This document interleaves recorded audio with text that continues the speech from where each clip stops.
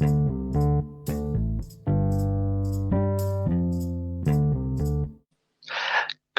evening, everybody. Welcome to Let's Talk Assassin's Creed, your number one podcast for all things Assassin's Creed. In this episode, we are continuing with our personal deep dive into the Assassin's Creed universe. Last week, we went over Assassin's Creed 1. Today, we're going to go over Assassin's Creed 2. And would you be surprised, we are lucky to have Josh again. Hello, buddy. Hello, thank you for having me back. And you seem louder than last time. Oh, it's because my headset's full blast. Yeah, good to be back. Thanks for having me again. Oh, I'm glad to have you. You're one of my best mates. And I'm actually thankful a fellow podcaster, Visions of the Past, taught me Anchor, or this would never have been possible. Well, there you go. Shouts out to everyone. And you're one of my best mates as well, so there you go. And before we kick off, I would like to give another shout out. I love doing these. It makes it so special today. This topic is one of the most big topics in the Assassin's Creed universe. Everybody loves Assassin's Creed 2, so do I. But one of the points I will make near the end, I was worried that my viewpoint would come across wrong. So I reached out to a server run by the ones who came before. It's a community of fans who literally do tons of knowledge and news about Assassin's Creed. And I got some of their team to actually help me write a script. So giving them a shout out as well. Shout Hope out they to love them. it. So let's dive in. Assassin's Creed 2. Where do we begin? Where do we begin? Indeed, I think there's a lot to unwrap with this one. Why don't I let you start us off, and we'll naturally move on and flow through. Ooh, I like the sound of that one. Just get my cup of tea ready. Oh, I've run out. So, Assassin's Creed 2 was a game that, from my research, wasn't supposed to happen. Assassin's Creed 1 looked like it was there, and if it flopped, it flopped. But it didn't, and Assassin's Creed 2 did something that not a lot of game developers do. They took what was wrong about Assassin's Creed 1 and what was right and made it better. Where most developers just focus on what was wrong to make good, these guys focused on what was right as well as wrong, and it literally is one of the best gameplay games. Stealth was a bit better. The AI was a little bit smarter, but who the heck puts wanted posters in the middle of a roof? I do not know. I like to meet the men that were brave enough to do that. Not a lot of credit goes out to them. So would I. One of my personal chuckles of the series has to be the NPC dialogues, especially when you're running up a big-ass tower and they run and go, "Oh, he must be drunk." Yes, mate, when I'm hammered, I'm climbing the Eiffel freaking tower. No, I'm just skillful. But all aside, it's such a cool gameplay mechanic loop. You know, we had swimming because apparently Altair couldn't swim. Poor Altair, never taught to swim. I don't know where to go from there. I think you touched on a good point. I think, it did fix, most of what I thought was wrong with the first game. It took what the first game started and really used it to build something bigger, a bit more involved, and I think all around a bit more fun. And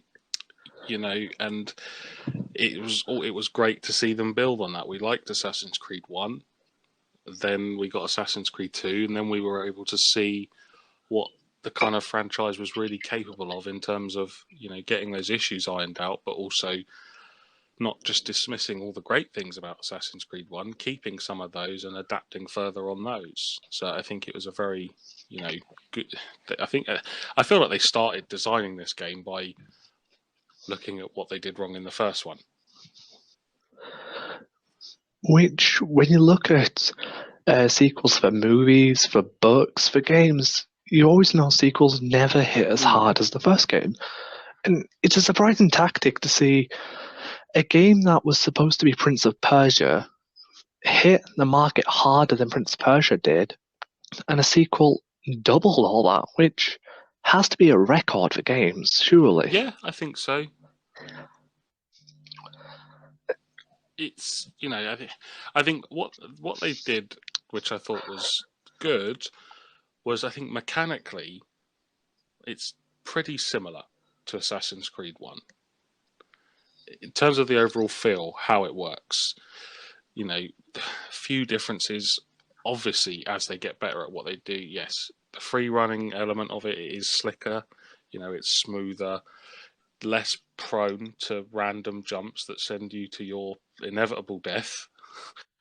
Although, disclaimer, that will still happen from time to time. That does still happen. That will always happen in Assassin's Creed games. Eventually, you will jump somewhere you're not supposed to jump, and it will kill you. But I think in this, it certainly felt like less of an accident and more down to player accident. But then again, what we talked about, they took the good things as well. Just the amount of choice then that they introduced, just in the weapon system. Assassin's Creed 1, it was your sword and it was your hidden blade. Now, Assassin's Creed 2, yeah, of course, you have your trusty hidden blade and you can use swords, but then you've got daggers, knives, hammers. Then they introduced the double blade, poison, throwing knives, and the hidden gun. It's all stuff that makes it more fun and more engaging. Stuff we liked in the first one has been built on, and they've given us just more of the fun stuff. And I can't say anything bad about that. If you give me more fun, I'm going to be happier. So there you go. I think another thing that surprised me the most about Assassin's Creed 2 was the story, because when you strip away all of Assassin's Creed, what you're left is a bog standard redemption, revenge type story. That is really it. He wants revenge for his parents' death. In turn, he redeems his own nature from being a cocky playboy to be a wise assassin who will eventually go on to leave a brotherhood, find Altair, one of the greatest mentors. And that's the kind of story you see in a lot of films and books. And if someone said to you, you play as a guy who wants revenge and then adapts and redeems himself from Playboy, you kind of think, meh, we've seen it, we've had it before. But when you actually play it, it's a lot more, because it's instantaneous. You see the parent's death and you suddenly feel his reaction. He isn't suddenly a piece of cardboard. It's like, oh, he's dead. You suddenly see in the animations of how distraught he actually is. And at that moment in the story, you feel connected a little bit more. And then when you first get the robes, you feel a bit more connected. And then it just immerses you more and more. And you forget it's a bog standard revenge story. You just get so immersed in the history, the story, and come on, who doesn't want to jump off a hay bale and stab folk? That's even better. The thing. I think you touch on a very important point there, which talks of what Ubisoft themselves are capable of. It is a pretty bog standard. If you look at it on paper, the story is nothing we haven't seen before in films, in TV series, in other games.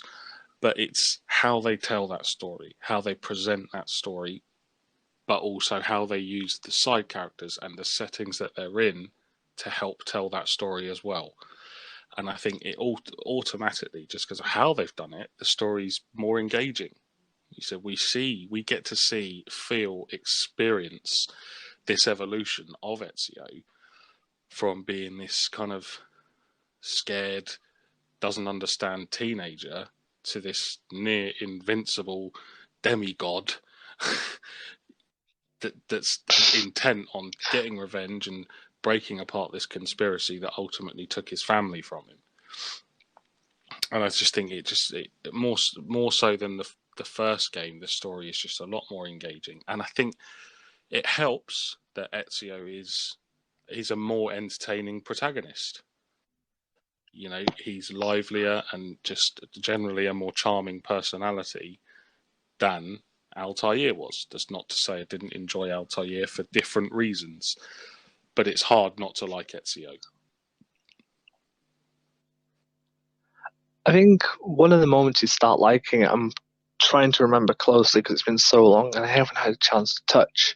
the Ezio collection, yeah, is the scene on the bridge where he's fighting the other family. When he jumps out that woman's bedroom, that shows a play by, but it does something that I think some fans are forgetting, and I wish they would remember, and that is not all assassins are born assassins. When you talk to people these days, they expect Assassin's Creed to have assassins off the book, like Altair. But as you see with Ezio, he wasn't an assassin. No one trained him to be an assassin. He just was a cocky kid, player, I'll do whatever I want. Family dies, and he takes up the mantle himself. So he's a self-proclaimed assassin. His family never took him in, and I would like to see more fans who love these type of games realizing that even if a game doesn't have assassins in them, it's not the title, it's the behavior and the nature that makes him an assassin as well, and their ideology. And he had all that before he was anointed into the Brotherhood. I think which is a weird thing. Reminds me of like a quote where I think the first half perfectly describes Altair and the second half perfectly describes Ezio. Some are born into greatness and others have greatness thrust upon them. That does fit very well, actually. They're two very different sides to what is essentially the same coin.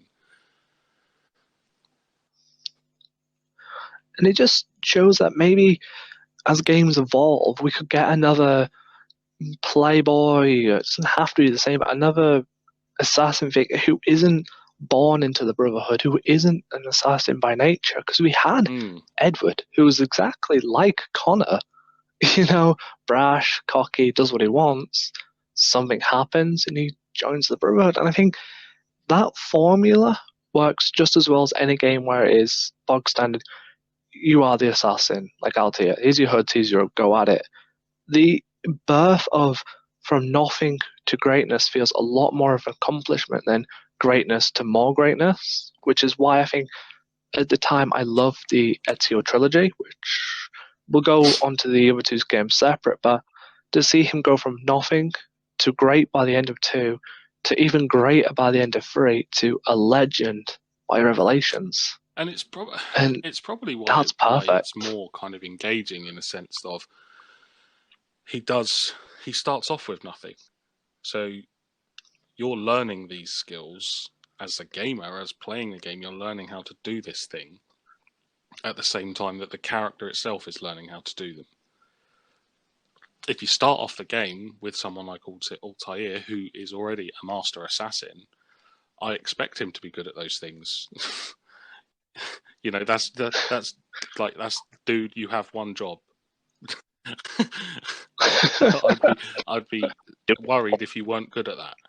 Whereas Ezio, like I said, we start as nothing, just a simple teenager, and we learn these skills with him. And I think it's more about that you're both, as player and character, going on that journey together, which makes it more engaging throughout. And I think all the engagingness of the Ezio games is one of the best, and I'm going to bring up what I've been discussing with the ones who came before, and this isn't exactly word for word what they told me would best to say, but it's a rough idea. Ezio himself and with AC2 give you that much immersion. It is kind of hard in the other games for a lot of fans to see how great the others have been. Now, this isn't like a criticism because I understand how epic Ezio is to me. I simply love him. But it has come to an age where a lot of people look back at AC2 and think he's better than everything because of the immersion they got. And I think Ubisoft need to capture the same immersion they give Ezio for others to fall in love with others, because we're about 9 games more since number 2, and a lot of people overshadow them for Ezio. And I think that's because of the joyful nature he was before he became an assassin. And maybe it's that magic we're maybe missing from other games. But that's not me knocking the other games. I'm a die-hard fan for all of them. But I do think how they built Ezio, it has overshadowed some of the games by accident. Yeah, I think if it's that makes not sense. Uncommon, though. I think it's you never know when something's going to be a monumental success. And when you set the bar that high, you're always chasing it, and more often than not, chasing the success often leads to failure. And it's more a case of don't go into it thinking, let's try and make another Ezio, because that's not going to work. Ezio works because it's a one thing that just happened and it was wonderful. You just need to take the brakes off a bit and just in a sense, it's kind of like forget Ezio existed. Just go back to trying to write the best characters you can write. Start a blank. So how Valhalla is going for, we know how the games worked. Let's go back to everything. Let's do some social stealth from 1. Let's take the villa and the homestead from 3. Let's make it better. Let's give them the RPG that had in Origins, but a bit more thought out. Let's give them parkour from 3 again. So it's that kind of compromise, Let's start something new, but also old. I think so. It's like with the best will in the world, you will always be compared to the best game you've done, or what is generally considered to be some of the best games you've done, or the best character. When CD Projekt Red released the next Witcher game, that's only ever going to be compared to The Witcher 3. Which makes sense. because we're going to compare it to The Witcher 3. With the best will in the world, we're going to compare it to that. And every new Assassin's Creed game will generally always get compared to people's personal favourites. It's just the nature of the beast, and I just don't see... We can't all win, unfortunately. Yeah. And I'm not one... I think everybody who I've ever talked to who shines such a bright light on Ezio, to me, is right in the way of how Ezio was built. It is, to this day, one of the most immersive characters, because when you play the others, like Edward Cameron, who's one of my favourites as well as Ezio, he's similar, but because his game is one game, you don't get the same immersion as you get from Ezio, because he did have an outstanding trilogy. Brotherhood with the Brotherhood mechanics was amazing. Revelations with that weird tower defense game, but still was enjoyable. He had such a fleshed out story. To me, there is no denying Ezio isn't one of the best, and there's no denying you're always going to compare it. And I think it's healthy to compare it, because sometimes you need that remembrance of how great these games can truly be if you have the right consistency of story and gameplay. And I think what they did brilliantly with Assassin's Creed 2 was the kind of actual design of the game itself. All the cities just felt more fleshed out, more believable. They even came with, a historical database you can access every time you come across a new person or a new landmark, that it just immerses you so much in this world that they're trying to tell. And again, contributing to immersion is that each city had its own unique feel and character to it. They didn't feel the same. They felt different enough. I think this is also just proves, and it's something we're seeing more and more as they go along, that how Ubisoft is doing something. A lot of games try it. I'm not going to lie, I've seen tons of games try and take history and add their own take on them. But Ubisoft seems to be the only game that knows how to make history, a game of history, learnable, but also entertain you. And it's a weird concept that you're playing Assassin's Creed 2, stabbing up dudes in Renaissance Italy, but you see that chapel, you see that building, exactly. It's legit, this is what happened. And I think, I do love number 1, but number 1 never had that immersion. We knew all the stuff and it was historically accurate as it could be, but I think 2, to me, is one of those benchmarks where we had the in-game encyclopedia, which has now evolved to Discovery Mode, we had so little details, and even supporting characters were given huge shining light. Well, That's a yeah, shout out I to mean, again, Leonardo. the game had good supporting characters that helped push the story along, despite some would argue the nonsensical kind of nature of some of them. But I think whether you agree with the inclusion of Leonardo da Vinci as a character in the game or not, he is infinitely more memorable than any side character in Assassin's Creed 1. Without a doubt. Whether you agree Yes, with him being in it or he was not, funny. he's a good side character and entertaining and memorable. And that's as important to me as whatever side character you create. They should be memorable and they should be there for a reason. So, one thing I want to start adding, which was a request of a friend before we do our roundup and scores, why don't we add a new little piece? We should have done it last week, but I forgot because I'm a numpty.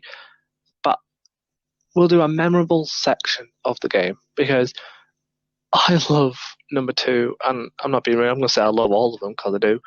But my most memorable moment for me has to be when you take the blade to Leonardo and he threatens to cut off your finger, and you actually think he's going to cut off his finger.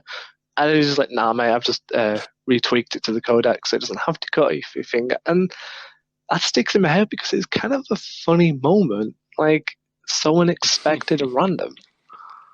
I think for me, I enjoyed the missions with Christina. I think they gave the character a heart that up to that point we didn't necessarily think he had. He wasn't just randomly jumping from bed to bed. He actually did have a heart for this woman. It's a bit soppy, but there you go. See, your boy is a true.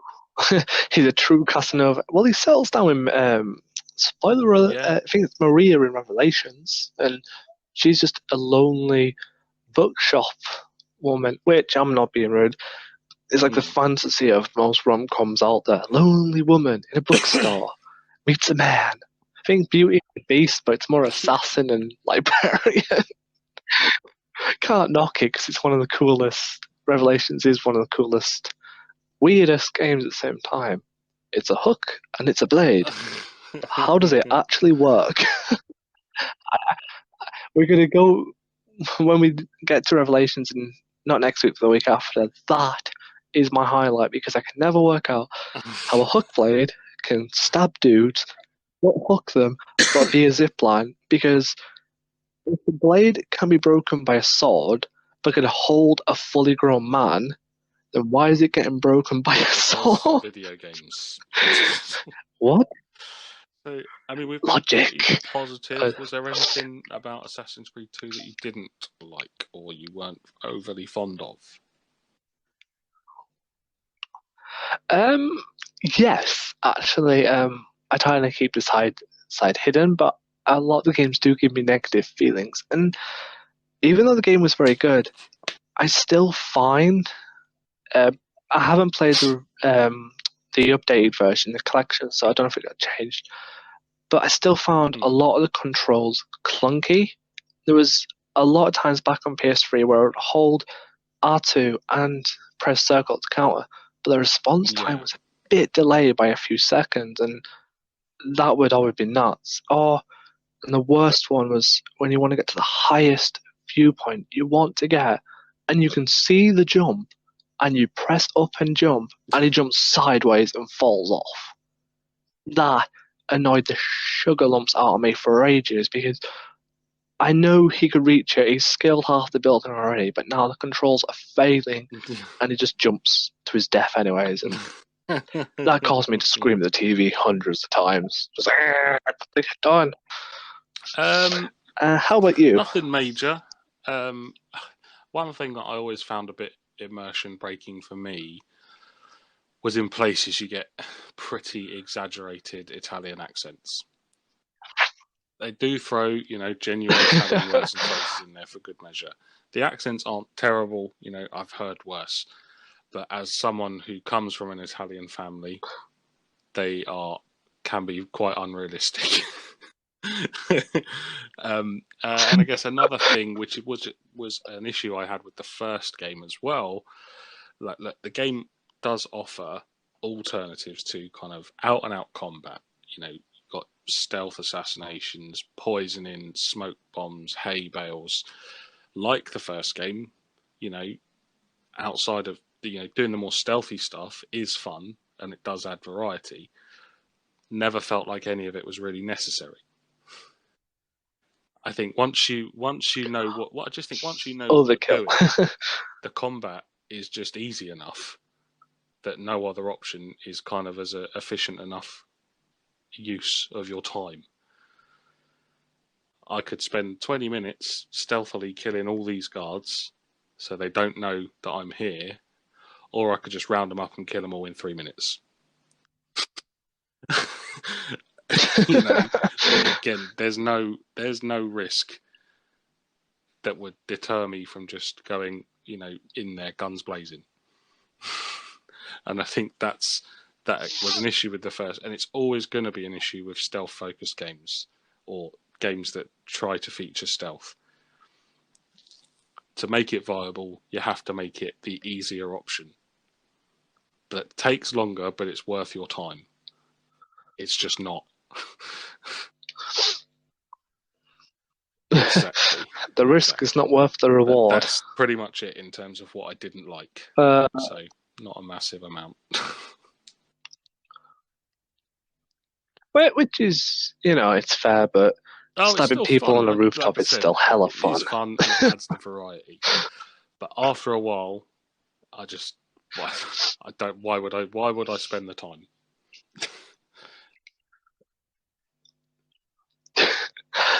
So let's do what we did last week, a roundup of the scores. As you all know, it's out of 10. If Josh isn't able to make it, I'll be doing it solo. Scary, because I might get in trouble for my comments. But we'll be giving it 10. So we'll let Josh go first with his out of 5, and then I'll do mine, and then we'll add them up. 2 for me gets a 4 out of 5. Yeah, I think it's very generous. It's all round a very good game. Took everything the first game did and kind of improved on it and added new things to make it worth your time going for another run in the Assassin's Creed universe. And looking back on them, the second game really makes Assassin's Creed 1 feel like that was a practice attempt. And that was them figuring out, is this worth doing? Now let's dial it up to 11 and go for it. So yeah, 4 out of 5 from me. I'm going to say 4.5. I love it.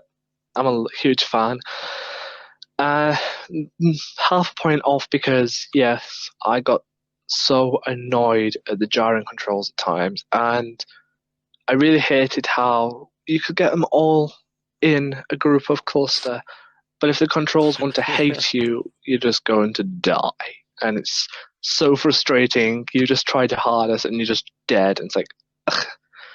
And I've just kind of realized I'm being very over generous with my scores. But I promise, starting next week, because I like Brotherhood, but it's not going to be a very high scorer. There's reasons for this.